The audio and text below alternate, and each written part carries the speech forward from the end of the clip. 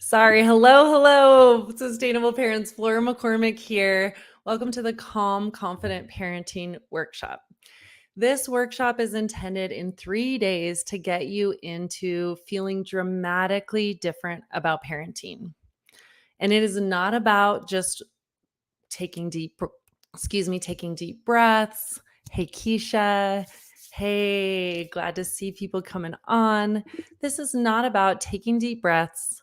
This is not about just how to be more patient. This is about how to be more effective. Because I imagine that you being the powerful, strong person that you are, you're getting frustrated with feeling out of control, with feeling chaos in your home or in your family that is not at all what you intended when you became a mom or dad. And so my belief in my work as a parenting coach, as I've been with parents over 12 years, is that what truly gets them to calm and to confidence and to a place where the kids are cooperating more is about having more effective strategies. They bring relief and get you to saying, I enjoy being a mom again. I enjoy being a dad. I enjoy this process. It's not perfect. There are upsets, there are emotions, there's resistance, but I know what to do. So we're going to get there in 3 days. Let me tell you just a few key housekeeping things. First of all, say hello in the comments because this is an interactive workshop. This is not just about me talking at you, though I'm going to make it super clear and succinct. We are going to get through this material in just 20 minutes each day so that it's powerful and effective and you can move forward in your family life. So interact. Tell me where you are joining us from. If you would, in the comments below, share your location of where you are right now. I know that we have parents in this community that are from all across the country, and it is so exciting to see you all. Awesome. I see you, Patricia. I see you, Michelle. I see you, Lottie. So excited. I see you, Keisha. Great to have you guys with us today. Hi, Danielle. Hi, Rachel. Hi, Casey. Yay. So awesome to have so many amazing parents joining us. So next logistical thing is be sure you prioritize coming live each day. We're just going to get right into it. And those that attend live are going to be entered to win a free coffee card. I'll be announcing those the next day of someone who attended live the previous day. The third thing is this is really about me meeting you where you're at. If you want to just show up and get a couple quick tips, that's fine. If you are in this workshop and you start really seeing some wheels turning and some self-awareness growing, you have questions, reflections, jump into the comments and share them with me. Message me. I would love to hear from you, answer questions that are coming up, because my intention truly is to get you to feeling dramatically different about parenting. The last thing is that if you missed this or this has been so awesome for you that you want to share it with friends or family, I will be posting the replays here in our group. So invite them to join our Facebook group, or they can check it out at sustainableparenting.com/workshop. All right, let's dive in. So I love this space, you guys. This is incredible to see so many parents joining us live, because you being in this space tells me that you're someone that really cares deeply about children. And I love to be here to meet amazing, powerful, caring, compassionate moms and dads like you, because it gives me hope again in this world that we have people that are ready to say, I want this to be a relationship that's positive with my child. And I want to grow a human that is respectful and responsible and fun to be around. So I'm so honored to be with you here. I'm Flora McCormick. I'm a licensed clinical professional counselor and parenting coach with over 12 years of experience. Before that, I had 20 years of experience working with kids in all aspects as a camp counselor, and even in a location in Oakland with extremely emotionally disturbed kids. I've been a nanny. I've been a after-school program director. and then on to having my license and specializing in working with youth and adolescents. And now I'm here, the creator of Sustainable Parenting, because I love, love, love to help parents to quickly be able to feel dramatically different in their role as a mom or dad. So something I feel like I know about you is that you care deeply about children. That's why you're here. The second thing that I am guessing is true about you since you're here is that something has not been going how you imagine. That you want to be enjoying your time with your kids, but something has been stealing away that joy. Maybe it's resistance, maybe it's huge emotions, maybe it's defiance, maybe it's sibling fights. I've been interacting with many of you in comments, hearing that you're just really frustrated with how your kids treat each other or how they're treating you or how they don't seem to be able to manage their emotions. If that is true, give a thumbs up or a like that, yes, that is part of why I'm here. And you are not alone. I have been there. I'm going to tell you in a moment one of my worst, most embarrassing parenting moments that happened in front of about 40 other parents. And if you want to know more about my own story, about when my own father-in-law said I was failing as a mom, and he was right in many ways, put Flora's story in the comments and I will make sure and share with you the link to my personal story. This job is hard, you guys. This is not about, you're going to feel more calm and confident because your kids are going to be perfect. It's not that you're going to be perfect, but there are ways to really, with a few small shifts, be able to start having more positive results in kids cooperating and knowing that you are doing things that are both connected and also holding good boundaries that are what I call kind and firm at the same time, that are compassionately leading your kids. So the third thing that I bet is true about you, because you are here at this specific day, parenting smarter, not harder, is that you are someone who has no time to waste, that you are here because you want to quickly and effectively start having things be different in your family so you can get back to the joy that you really want, especially here in the summer season. You're someone who is like, give me the tools and I will put them into action. And if that is you, you are absolutely in the right place. Because whether you're a corporate executive, a stay-at-home mom, an educator, we've had school principals attend this workshop, other parenting coach, whoever you are, you do not have time to waste, because time equals money, time equals energy. And we are going to save you that when you keep showing up for these 3 key days where I'm giving you the keys to calm confidence. So let me tell you first my story that was so embarrassing, where I was absolutely not being calm or confident. I can remember it like it's happening right now. I'm walking out to the edge of the pool with my 3.5-year-old son, Caleb. And we're going for swim lessons in this location here in Bozeman where it's a square pool and each of the lessons happens on one of the sides of the pool. So there's about 40 to 50 kids on the edge of the water and about 40 to 50 kids, parents standing behind them. And I had put my swimsuit on because I knew my son was slow to warm up to new things and he might have a little bit of a hard time adjusting. Want to get him in the water, get him going. We're splashing, we're having fun. And then the teacher comes over and I say, okay, Caleb, you're ready to go. Have a great lesson. And it's like a switch was flipped.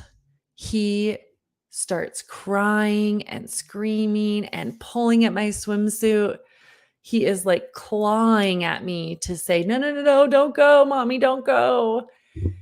And I panic. I'm like, where did this come from? I was not prepared. I thought we were going to make it fun. I had told him lessons were going to be great. And so I sort of start bouncing between, honey, it's okay. This can be fun. Look, your teacher looks so nice. Look at the other kids. And then as he continues to cry and scream, I just end up flipping over to like, Caleb, this is not okay. This is not how you can behave. And I'm launching into him like, why are you doing this? Why are you being so difficult? Why can't you just have fun like the other kids? And then I start to feel bad and that's not making it any better. So I flip back over to like, okay, it's going to be okay. It's going to be fun. Come on. We'll have an ice cream afterwards. Okay. Just like take, you can do this. Calm down.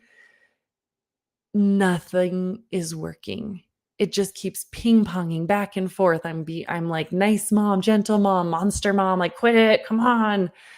And all the while my blood is boiling, my face is hot red. I just feel every single eyeball of every other parent looking at me, judging me. Why is their kid acting that way? Why doesn't she know what to do?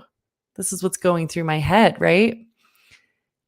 Nobody was saying those things, but I was feeling so overwhelmed, so judged, so incompetent as a mom, so angry at him for embarrassing me, and so confused. How did we get here? Why don't I seem to have the power that all these other parents seem to have for their kids to be so cooperative and easygoing right now?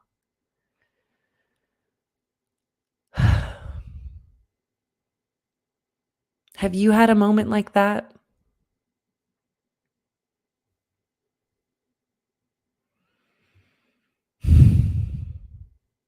I If so, what words or phrases that I just said really connected for you?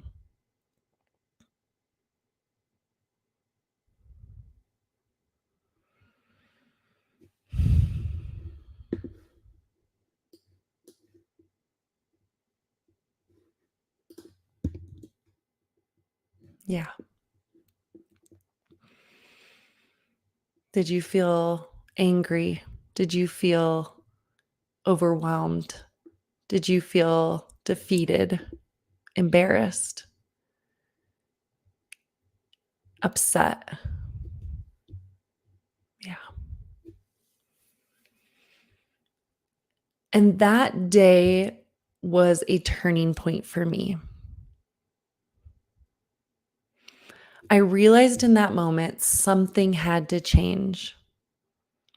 And I started listening to a voice that I really had been there since he was born, but I just hadn't been listening to it, which was, you know what? I think there has to be a place where I don't have to try to just be all kind and gentle and then have that not work and get into monster mode. There has to be something where I don't have to bounce between kind and firm, but I could be both kind and firm at the same time. And I started that day to build an outline and a curriculum and the key steps that I now share with parents every day in my coaching work that got me to a place where I could finally feel kind and firm, calm and confident. It became the steps that I now call the CEO model that I'll be sharing with you throughout this week. And it transformed everything. When I use the tools after perfecting them throughout the next 3 years, I now share them regularly with parents, and they work with my family and they work with other people's kids to get them quickly into relief and more joy and more cooperation. When I use those tools, I started them right there in that next day of the swim class with Caleb. He was a completely different kid. He stopped crying within about 1 minute, and he enjoyed the swim lesson, and he got the swim skills, all because I took a very different approach that I'm gonna share with you. So the first step that parents take when they work with me and they get into calm confidence, the very, very first step that gets you there and gets you to be able to apply the CEO model is to notice and recognize and release old habits that aren't serving you. See, what I found in my work as a parenting coach is that parents get easily stuck in these three common habits that aren't serving them. And with the best of intentions, they are circling in suffering patterns. They are suffering in circles. And when you notice these and you let go of them, you have the power to dramatically transform how you're feeling. So let's dive into those. I'm going to share you the titles and then I will share with you what those really mean. The 3 common errors I see keeping well-meaning parents in cycles of suffering are parenting from the neck up, parenting like a pinball machine, and asking the wrong questions.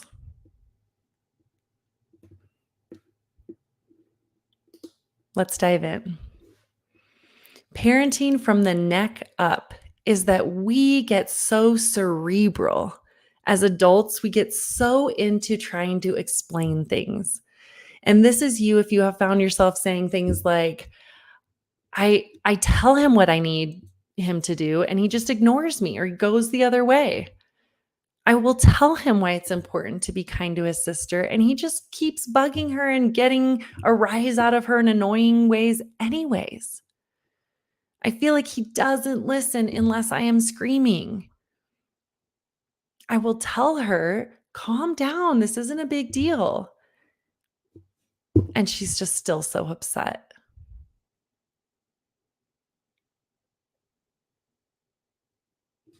Sound familiar? Have you been caught up in parenting from the neck up? And it's that we just get so cerebral, we get logical. We think that parenting is all about explaining and rationalizing and moralizing, when really that's like one piece of the many, many tools that can be a part of behavior change and emotion management training and teaching and coaching. I work with parents to be able to understand that our brains are complex. In the front, it's like we have this area that is that logical thinking brain, right? That understands consequences and cause and effect. We also have an emotional brain that gets triggered, that feels resistant, that feels entitled to things, that feels upset, that feels cheated, that feels disappointed. And we have a flipped lid part of our brain, the amygdala, that's our fight, flight, or freeze, that isn't even rational or logical in any sort of way. And our kids, if we come into a flipped lid and we're trying to be rational with them, it doesn't work, right? Have you seen that? Moments where your kid's so upset, they're doing behaviors you don't want, and you're rationalizing, explaining all kinds of things, and they are not hearing any of it. Or even if they're a little bit emotional, and same thing, we're coming in with all these reasons and we're talking, and they are just deer in the headlights. So I help parents to be able to speak to the brain that is actually in the picture. So have you been parenting from the neck up, only really using one tool when there are so many others that are way more effective? That may be a key error that is keeping you parenting in a ways that is harder instead of parenting smarter. The second key way I see parents often in cycles of suffering is that they are ping pong parenting. I may be dating myself, but back in the day, my uncle had this pinball machine in his garage. And it's this game where you flip a thing and a ball goes up, and you're essentially trying to not let the ball fall down into the crevice in the middle. And your only tools to do that is you push these side buttons. That sometimes that makes this thing flip and this thing twirl and that thing knock it. But you really largely are at the whim of where the ball is going as to whether you win the game or not. Because you're grabbing at this over here, that over there, hoping something out there on the table that has tools to flip it and bounce it is going to work. But you don't have a real strategic, effective plan to win the game. And parents tell me this all the time, that they're like, I am totally being a pinball, that I'll read this really great blog or this great article over here or a book. And I think like, okay, I'm going to try to do that. But when it's disjointed and the pieces don't really work together and they don't have a strategic aligned plan, then you're just largely at the whim of your kids' behaviors. And you're just hoping and praying that the day goes well or that something over here may help it, but largely seeing it's not moving the dial on your relationship or their cooperation? Has this been true for you? And the opposite is to be predictable.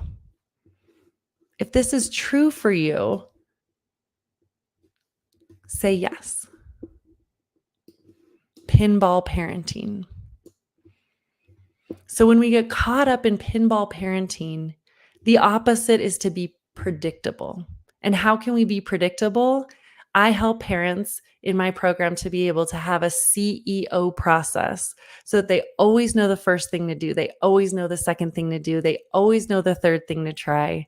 If the kids aren't listening or they're resistant, emotional, or defiant, what I call red behavior, resistant, emotional, or defiant, that they know exactly what to try first, exactly what to try second, exactly what to try third.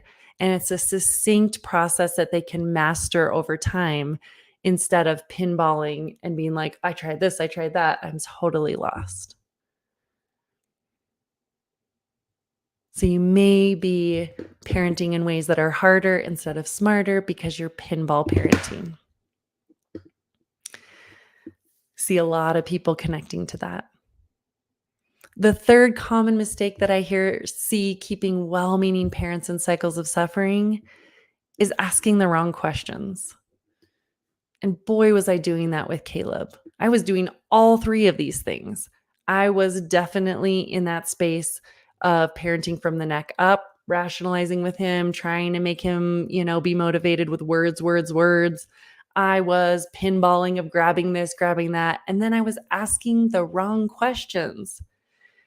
Like one of the moms said on here, why I can relate to saying to my kid, why are you doing this? And it's so easy. We get in this place. Why are you doing that?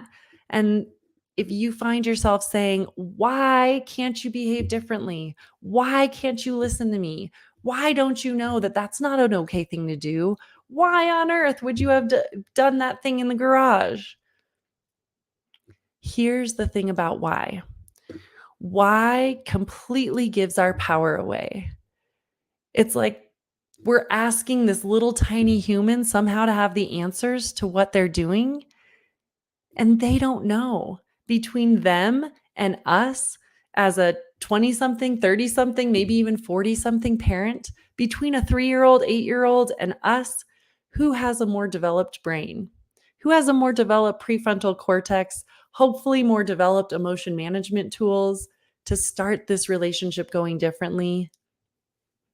It's us. Guys, I'm going to ask you to make a dramatic shift this week to move away from why is he doing that into what do I want to do about it?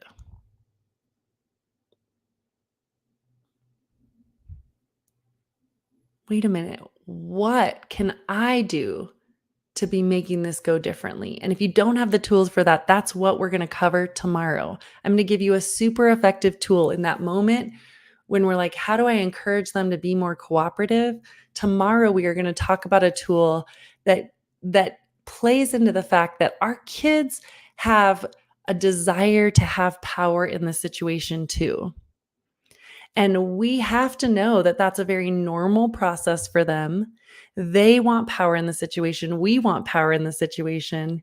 And if we use a tool I'm going to give you tomorrow, we get a win-win. They feel like they are winning, and we actually get the cooperation that we're wanting. And I'm going to give you the secret to that tomorrow, where we talk about how to have less anger. And I'll give you a little spoiler alert. It's about 2 key pieces. We are not going to negotiate with terrorists. And we are going to have this key tool to give power to our children in a way that's a win-win, and we actually get cooperation while they feel much more empowered. So do not miss tomorrow. But to back up to today and what shifted for me and Caleb. So I launched into these 3 pieces. So instead of saying to him all of those neck up strategies and pinballing and why, I stepped into connection first. And I said, hey, Caleb, here's what we're going to do. We are having this camp. And I realized that in these lessons, you've never been to the swim place before. And he was as overwhelmed with all the eyeballs looking at him as I was. And I said, so let's make a plan of how we're going to say goodbye and how we're going to help you to have mommy's love with you the whole time that I'm gone. So I kissed his little hand and we made this little routine plan, and he was able to know what was going to happen. And then I said, then I am going to leave. And I gave him the clear parameters of what was going to happen. And then we talked about what that was going to lead to and the key strategy I'm going to give you tomorrow. And it led to me being able to hand him to the instructor, walking away. He cried for 1 minute, and then he enjoyed the swim class, and I enjoyed some time to myself. So friends, it is possible for things to be different. I want you to think for just a moment about those errors we just talked about. And your handout in your workbook asks, how many hours do you think you have spent on one or many of those errors? Friends, how many hours have you spent either parenting from the neck up, talking when their brain isn't really listening or able to hear you, using only that tool when there are so many other tools,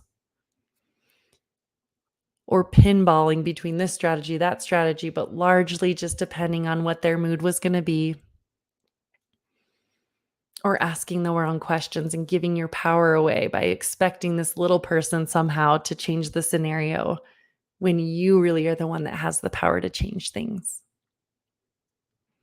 How many hours do you think you have spent on an average week in one or more of those errors?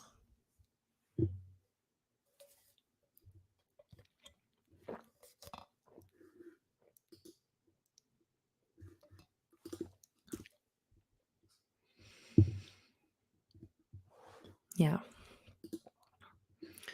So I have a bonus for you. When you write down below what those key errors are that you identify most with, I'm going to send you a bonus. I want to send you one of the excerpts from my material that I give exclusively to my coaching clients that helps you to know some additional tips to be able to get your kids to listen.